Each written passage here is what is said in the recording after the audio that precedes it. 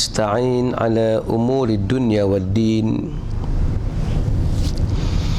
wa ala alihi wa sahbihi wa man tabi'ahum bi ihsanin ila yaumiddin, amma ba'd.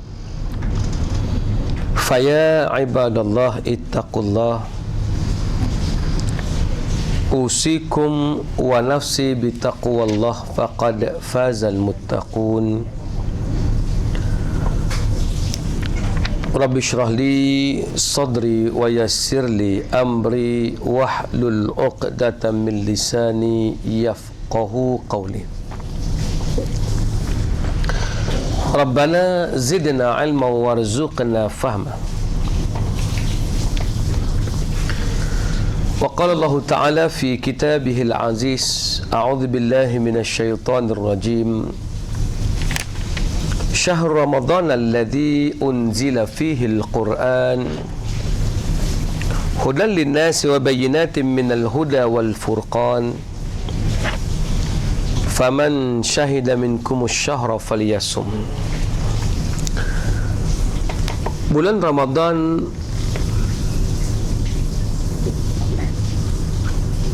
bulan diturunkan Al-Quran sebagai suatu hidayah bagi manusia. Siapa yang menyaksikan bulan Ramadan, maka hendaklah dia berpuasa. Sadaqallahul azim. Pertamanya, marilah kita memanjatkan syukur kepada Allah Subhanahu wa taala. Alhamdulillah, pada tengah hari ini dapat kita bertemu dan kita berada di awal-awal bulan Ramadan. Semua orang terlibat untuk sama-sama menyambut Ramadan.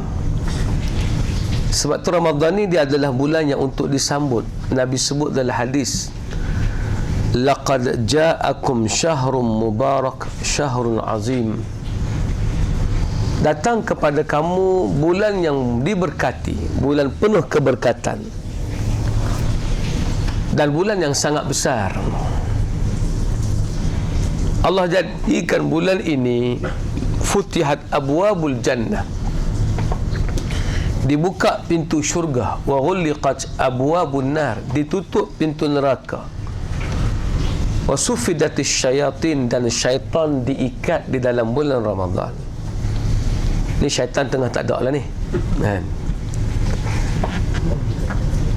Sebab tu kita kata bahawa Ramadan adalah bulan yang Allah jadikan dengan kelebihan yang pelbagai.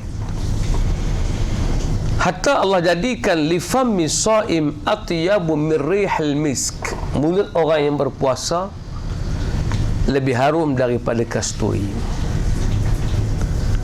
Dan fa innal malaika yastaghfir lahum hatta yuftir, para malaikat akan mengucapkan keampunan bagi orang yang berpuasa. Setiap kita ni ada malaikat yang mengucapkan Allahumma ighfir lahu, ya Allah berilah keampunan kepadanya, ampunkan dosanya. Kegiatan malaikat itu bermula daripada kita start berpuasa hatta yuftira, hinggalah waktu kita berbuka. Itu kelebihan.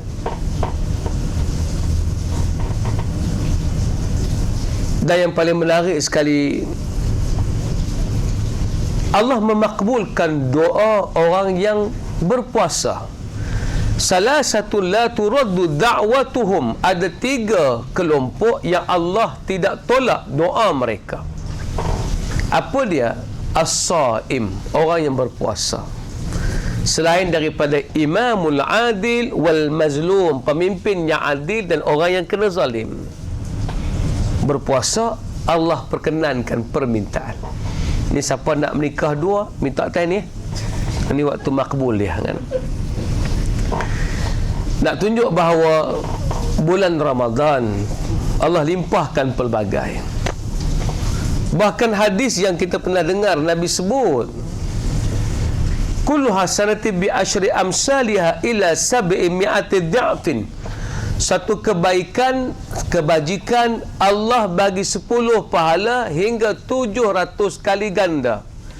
Illa saum fa innahu li wa ana ajzi bih, melainkan puasa dia untuk aku dan aku yang akan bagi balasan macam mana. Tuan-tuan, saya kira hadis-hadis ni saya tak perlu ulas panjang sebab hadis ni bertahun-tahun dah orang baca kat kita dan kita hanya untuk repetition balik, nak repeat je. Cuma yang saya nak sebut pada tengah hari ni adalah bukan semata-mata Ramadan itu bulan ya Allah janjikan kelebihan dalam bentuk sam'ayat. Yang saya cerita tadi itu semua sam'ayat, benda yang kita dengar. Kita tak tahu pun syurga buka macam mana, neraka tutup macam mana, syaitan diikat dengan benda apa, kita pun tak tahu. Itu perkara sam'ayat, kita dengar dan kita beriman. Allah janjikan kepada kita pahala yang berganda dalam bulan Ramadan. Itu pun kita tak dapat lihat. Ini dipanggil sam'ayat. Tapi Allah tidak zalim. Walaupun dia berikan perkara sam'ayat, tapi dia tunjuk ada efek dari segi effort yang kita buat. Sebab tu Islam dia tak boleh kata pahala ya, tak boleh. Sebab kalau pahala orang tak akan yakin dengan Nabi. Kalaulah Nabi hanya bercakap masuklah Islam kamu akan dapat syurga, itu sama ayat, keyakinan orang kurang.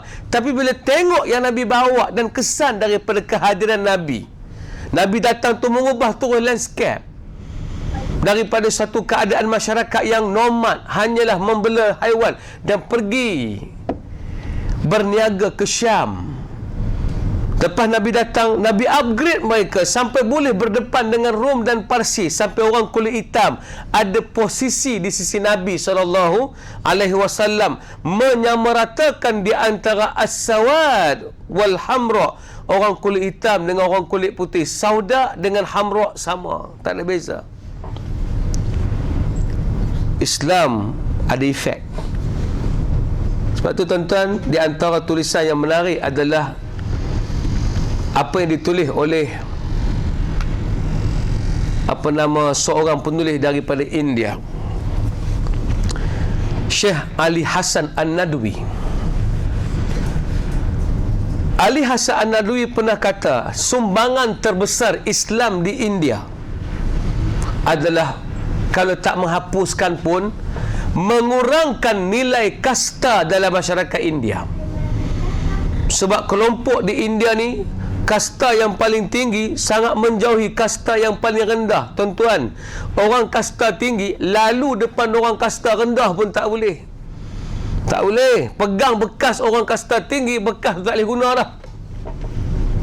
Di India, sumbangan terbesar Islam adalah menyebabkan jarak kasta itu jauh. Apabila mereka menganut Islam, mereka tidak fikir lagi pasal kasta. Nampak tak saya kata, Islam bukan hanya tawarannya sam'ayat, Islam juga tawarannya apa benda yang kita boleh nampak.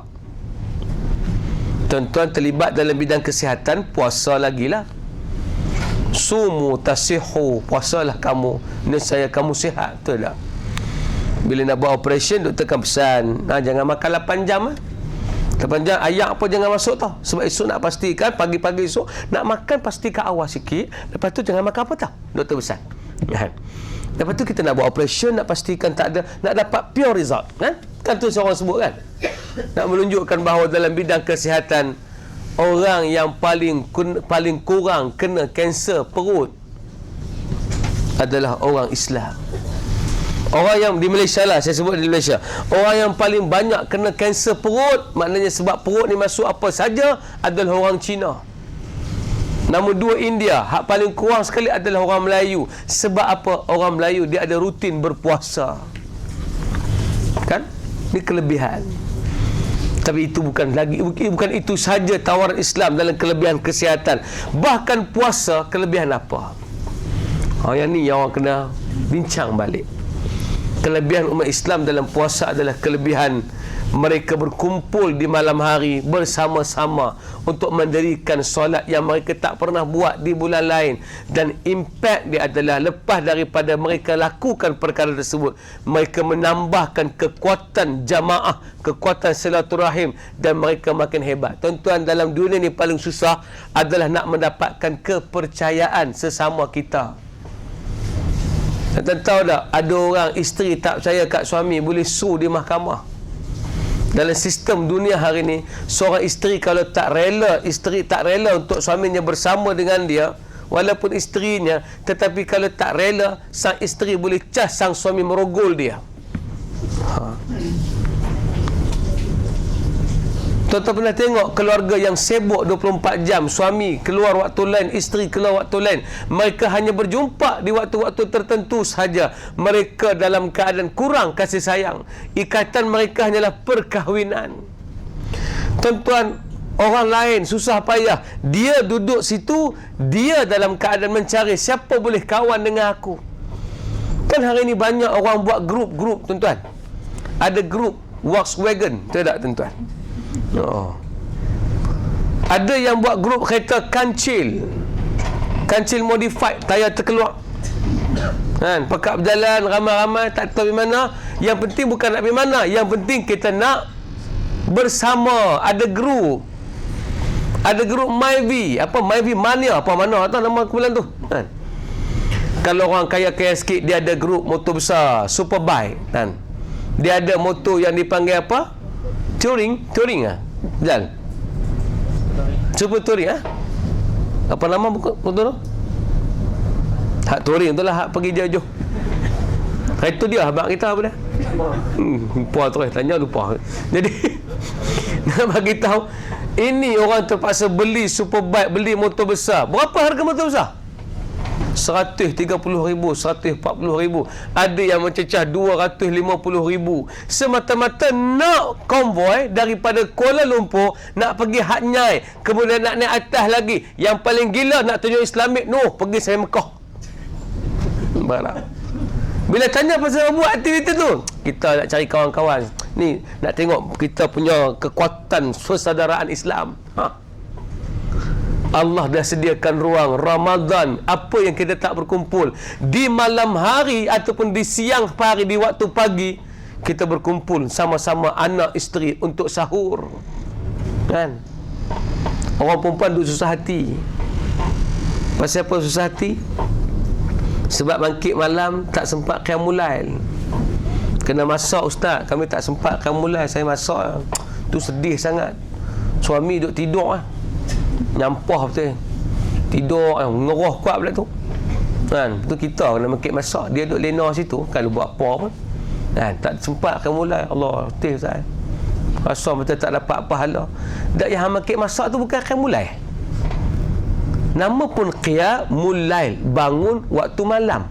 Qiyamul lail boleh jadi dengan baca Quran, qiyamul lail boleh jadi dengan seorang tu solat sunat tahajud, solat sunat istikharah, solat sunat taubat. Qiyamul lail boleh jadi bangun berzikir pada Allah. Qiyamul lail juga boleh jadi bangun masak dan menyiapkan makanan untuk orang berpuasa. Yang tu pahalanya dua, sebab qiyamul lail hanya bangun solat, pahala untuk dirinya. Kalau qiyamul lail dan masak, pahala dia masak satu, pahala dia menyediakan untuk orang lain makan dua pahala. Yang tidak qiyamul lail, bangun tengah malam tengok kimchi untuk awak, tu tak akan mulai kan, kata Melayu kan. Tu tak akan mulai lah. Nampak? Bila dah hidangkan makanan, duduk, suami duduk, tuan-tuan, duduk bersama ini kekuatan tuan-tuan.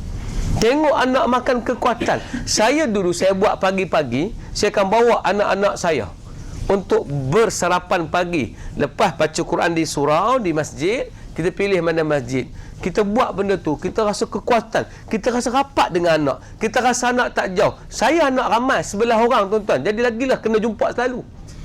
Kadang-kadang orang tanya, ustaz ni anak berapa? Tak ingat anak ke berapa, tak berapa nombor berapa? Saya tanya kan, tu belum masuk bini 4, baru bini 2 tuan-tuan, nampak tak?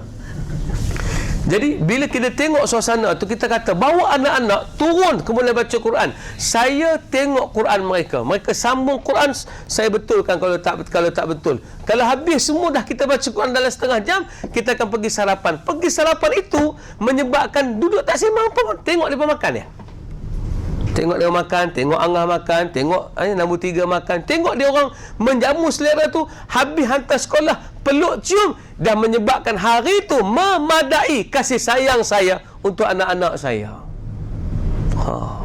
Tu makan bersama. Tuan-tuan tahu tak dulu Israel ni negara yang ditubuh, dia gunakan prinsip Nabi, tuan-tuan. Walaupun dia menipu, dia merampas tanah orang, dia guna sistem haram untuk tubuhkan negara, tapi dia buat sistem dalam tu, dia betul-betul sistem yang betul. Apa yang dia buat? Di antara perkara yang hampir hilang adalah bahasa Hebrew. Mereka dah tak boleh nak berbahasa dengan bahasa yang tu hak cengkueh tu. Tuan-tuan cengkueh hak tulis tu kan. Asalnya orang Yahudi dah tak boleh bahasa tu dah. Tapi oleh kerana mereka tubuh negara, mereka nak kenakan kemas bahasa tu. Maka di antara caranya, mereka bagi balik pekerja-pekerja yang bekerja dengan kerajaan, pekerja swasta, diminta balik awal, jangan balik lambat. Mereka balik ke rumah awal supaya apa? Ada ruang nak duduk dengan anak-anak, ada ruang nak duduk dengan isteri. Wajib ke atas warga Israel, sang suami membaca kitab Talmud dan Taurat. Yahudi dia ada 4 buah kitab. Dia ada Taurat, dia ada Talmud, dia ada Kabbalah, tuan-tuan, dan dia ada protokol Zionis. Mereka kena baca semua itu untuk anak-anak mereka. Bila duduk di meja makan, bapa akan buka. Ketahuilah sesungguhnya dalam kitab Taurat menyebut, dalam kitab Talmud menyebut, menumpahkan 2 darah mendapat pahala. Pertama, menumpahkan darah ketika khatan. Maka Yahudi yang berkhatan, maka bila tumpah saya darah tu, Tuhan memberikan pahala. Dan darah kedua bila tumpah, seorang Yahudi mendapat pahala, iaitu membunuh kepada selain Yahudi. Siapa yang bunuh selain Yahudi, maka dapat pahala. Nampak? Doktrin menyebabkan dia orang kuat, family dia orang kuat, bahasa dia orang kembali faham, dan mereka ada kekuatan. Hanya mereka buat makan bersama. Allah aturkan adanya sahur, dan Allah aturkan adanya iftar. Ni 2 hari puasa, 3 hari puasa ni kan, berapa hari dah kita puasa? Lupa dah. 3 hari 3 hari. Nampak? Lupa ingatan, tak makan, tuan-tuan. Nampak? Nah. Jadi dalam kita duk berpuasa ni, Masya Allah, itu kelebihan. Lepas makan, sebelum makan kita baca doa, Allahumma laka sumna wa bika anmanna wa ala rizkika aftarna bi rahmatika arhamar rahimin. Masa tu tambah doa, kerana Allah mendengar orang yang berdoa time berbuka. Ini dia. Tapi doa bagi masuk akal lah. Doa dia pun kena masuk akal. Tak masuk akal tak boleh. Ya Allah Tuhanku, saya hitam bagilah putih, mustahil lah kan. Ya Allah saya pendek bagilah panjang, tak boleh tu. Dia benda-benda mustahil tak boleh. Ya Allah saya nak jadi perempuan, ya Allah saya lelaki, tak boleh benda-benda hak mustahil tu tak boleh. Dia doa mesti yang tidak mustahil. Yang tak mustahil menikah dua tu tak mustahil. Tu doa yang boleh minta kan. Kempen banyak kali tak faham lagi, tak tahu. Jadi maknanya nak bagi tahu doa-doa ada yang mustahil, ada yang tidak mustahil. Nak faham mudah. Itulah kekuatan agama. Kekuatan tajamuk. Orang lain sedang cemburu dengan kekuatan ini, tuan-tuan. Cuma masalah kita terlampau menjadi manusia yang tidak ada agenda. Tuan-tuan tahu tak hari ini, masalah utama umat Islam, dia tak ada agenda. Dia hanya legenda. Dia tak ada agenda. Dia pergi semayang, dia tak ada agenda. Dia buka puasa, tak ada agenda. Bila tanya, buka puasa dapat apa? Dapat makan. Kenapa buka puasa? Tuhan suruh. Kenapa nak bersambut Ramadan? Sebab dah datang ke farduan, tak puasa saja. Orang kata apa pula yang tu? Cuba dia flashback balik satu persatu. Sebab tu kan hadis Nabi sebut, man shoma Ramadan imanan wa ihtisaba. Siapa yang puasa Ramadan dengan penuh keimanan dan muhasabah. Keimanan ni maksudnya dia tahu kenapa Allah fardukan puasa, dan penuh muhasabah. Muhasabah bukan cerita pasal muhasabah dosa dia semata-mata. Ya Allah, banyak dosa aku, ya Allah ampunkan aku. Bukan itu saja, dia kena muhasabah lagi. Sebab apa Allah buat Ramadan ni? Apa benda dia? Kenapa tiap-tiap tahun sambut? Tak boleh ke sekali sudah? Dan tiap-tiap tahun ulang ni benda yang sama? Apa benda yang Tuhan nak suruh ni? Orang Islam kurang bertanya aspek itu. Tapi kalau dia start tanya, dia nampak, wow, di sini kekuatan ni. Untuk apa kekuatan ini? Dah kita berkumpul ramai-ramai, kita dah ada kekuatan, kita mengaminkan sama-sama, kita solat tarawih bersama-sama, kita sebut ucapan yang sama dah. Allahumma salli ala Sayyidina Muhammad. Jawapannya, solat soleh, ringkas. Kan? Solat soleh, kan? Hak belakang jawab apa? Bila nak habis, kan? Mereka ringkas-ringkaskan ucapan tu.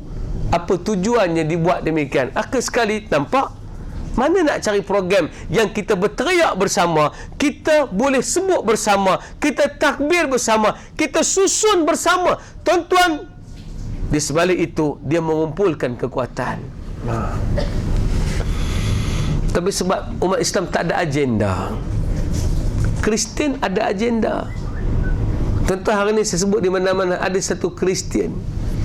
Dia tidak Protestan, dia tidak Katolik. Dia adalah Evangelical. Sebuah mazhab yang lama, tapi dia buat pendekatan baru. Apa dia? Evangelical ni adalah satu mazhab yang tidak memisahkan kehidupan agama dengan politik. Mereka hari ini approach kepada semua ahli politik yang Kristian. Semoga berdakwah, bahasa mudahnya, berdakwah Kristian ketika anda memegang jawatan dalam kepimpinan negeri.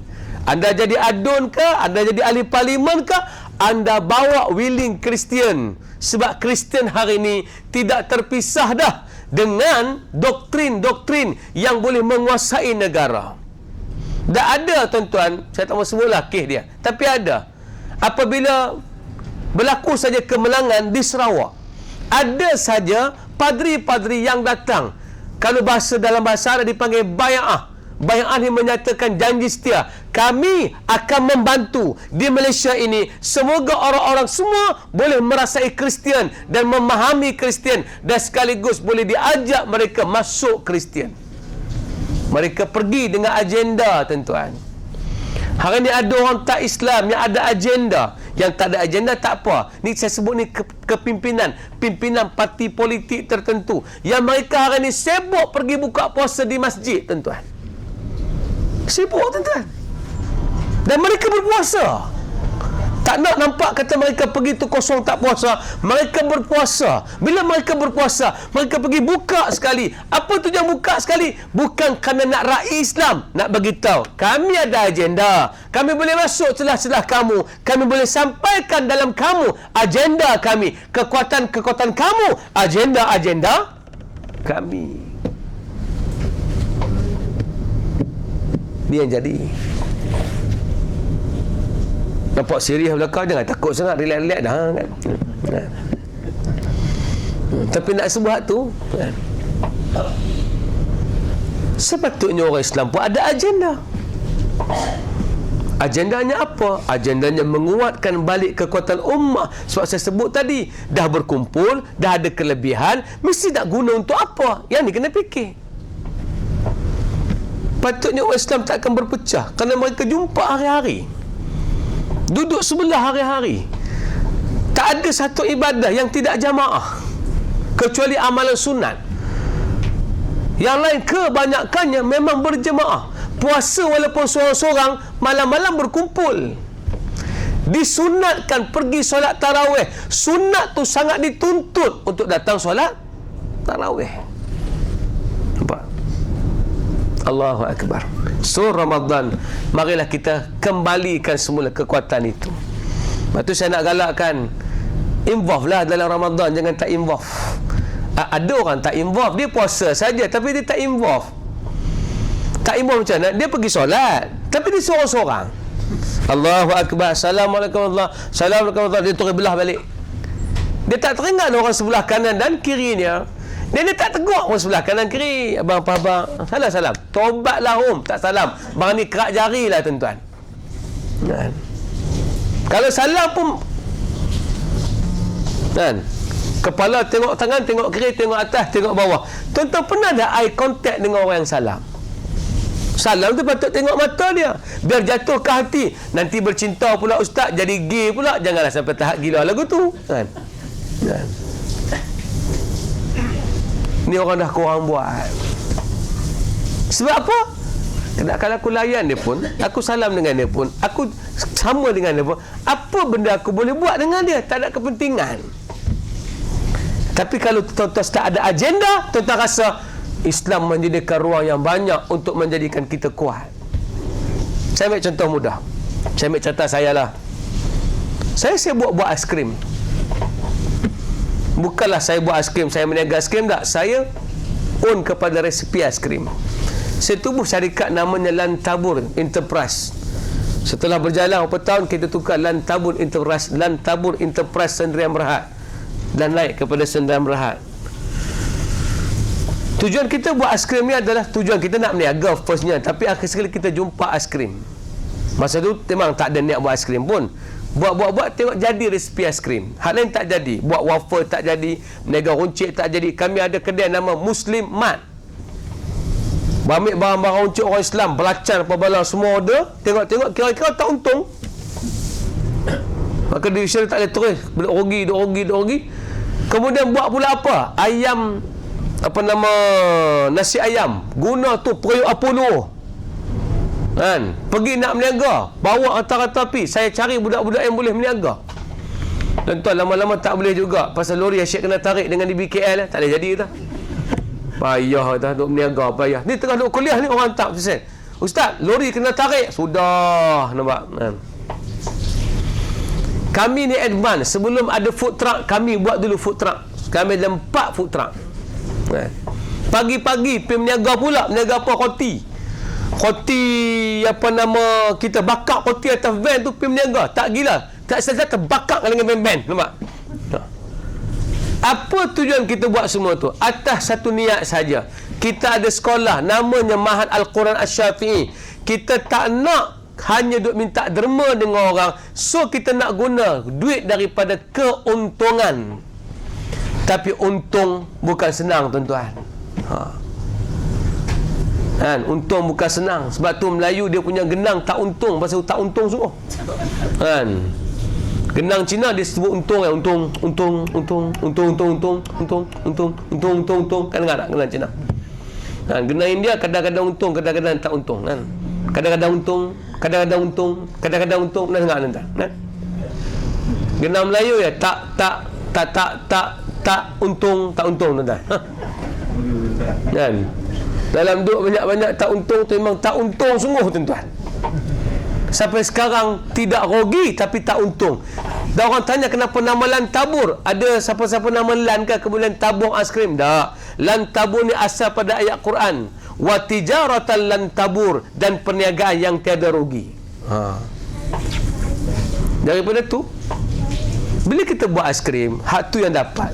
Tuhan pun tahu manusia tak boleh buat banyak benda, dia boleh buat satu ya. Kita pun pulun sekarang sudah sampai 10 tahun. Bermula 2007 sampai sekarang ni 2017, betul lah? 10 tahun dah. 10 tahun, tuan-tuan, tapi aiskrim kita tak upgrade. Dia tidak cantik aiskrim McDonald. Orang lain cakap boykot McDonald, kami tak cakap boykot, kami cakap ada yang boleh beat McDonald.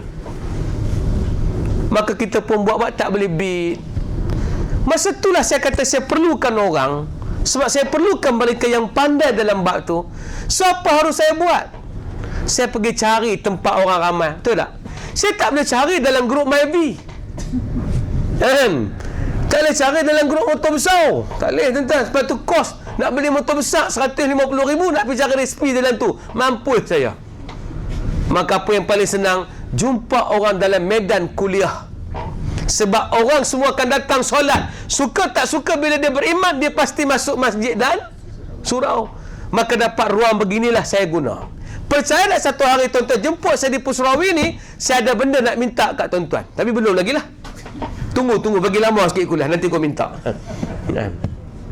Sebab saya ada agenda. Saya pun kata, saya pergi ke UPM. Saya tahu UPM Universiti Pertanian, tukar yang nama Putra nak bagi nampak sedap. Kalau Putra, baik Bumi Putra Rockers, tu bukan betul, tuan-tuan.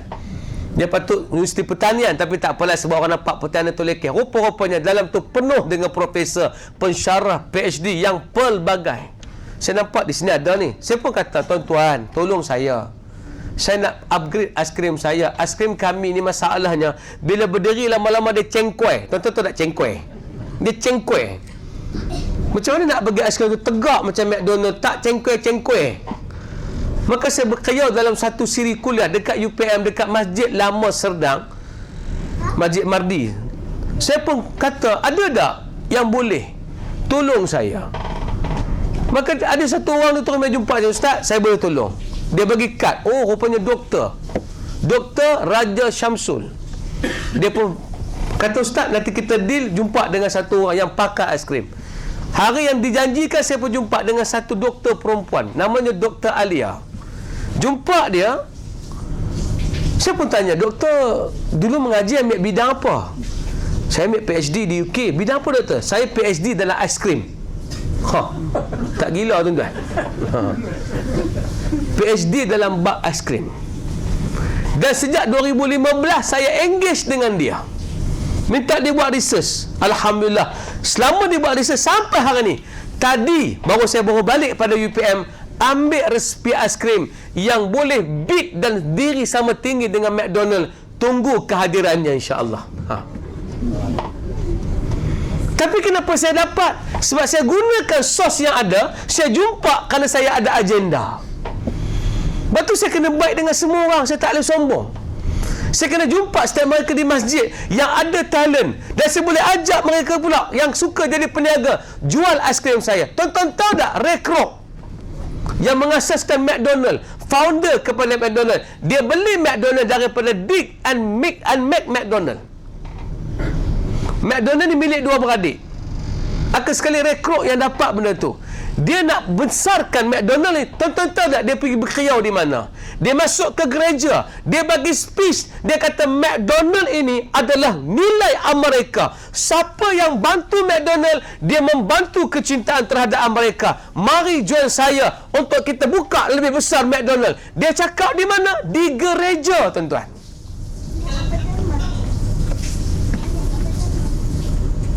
Jadi nak bagi tahu, inilah kekuatan. Tapi kena ada agenda. Apakah agendanya? Kita sambung dalam sesi akan datang. Pasal masa dah habis dah, tuan-tuan. Kuliah pun kena ikut masa juga, tuan-tuan kerja, tuan-tuan.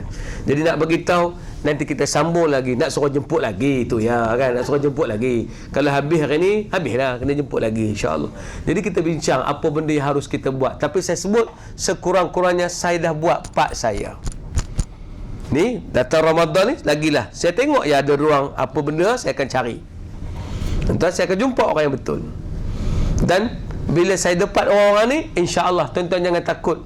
Dah tak timbul lah hari ni kita ni asyik makan produk orang lain yang orang Islam tak ada produk. Tunggu, dia akan mari satu persatu. Dan tugas saya pula lepas ni nak engage dengan semua orang yang menjadi businessman, yang mereka boleh gunakan apa saja kepakaran untuk menjadikan produk mereka lebih upgrade. Tunggu, tuan-tuan. Dan daripada tuan-tuan ada hajat nanti, tuan-tuan, satu masa nanti, sekarang belum lagi, nanti satu masa ada hajat tu saya sampai. Apa hajatnya? Rahsia lah bagi tahu. Sekarang tak suspend lah. Jadi makna nanti kita bagi tahu, insya-Allah. Mudah-mudahan Allah bagi rahmat dan kebaikan apa kita bincang. Dan di tangan saya ada borang wakaf, tuan-tuan, walaupun tak ramai hari ni, saya launchingkan jugalah borang wakaf ni untuk bantu sekolah. Kami ada sekolah yang masuk dalam majalah Mingguan Wanita ni. Mana sekolah ni agak establish jugalah. Cerita pasal Allah pergi cabut lah sekejap.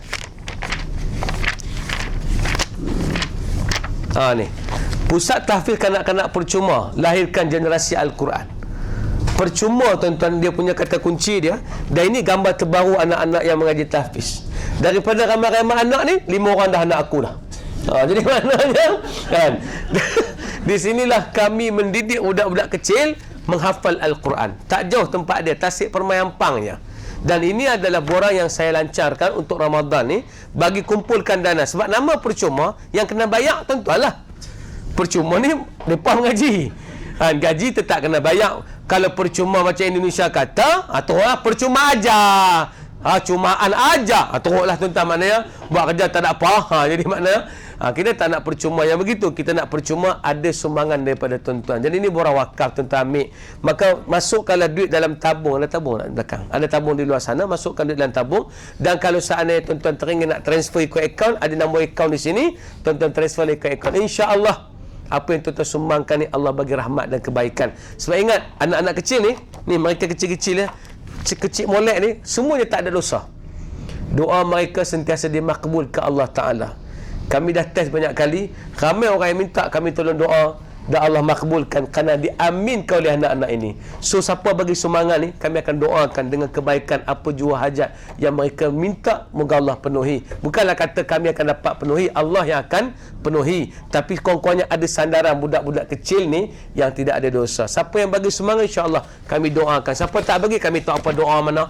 Jadi maknanya kurang-kurang yang ada bagi sumbangan, insya-Allah di luar sana ada borang ini, dan ambillah dan bagilah sumbangan sebanyak mungkin. Tuan-tuan boleh dapatkan di luar sana. Terima kasih banyak. Assalamualaikum warahmatullahi wabarakatuh.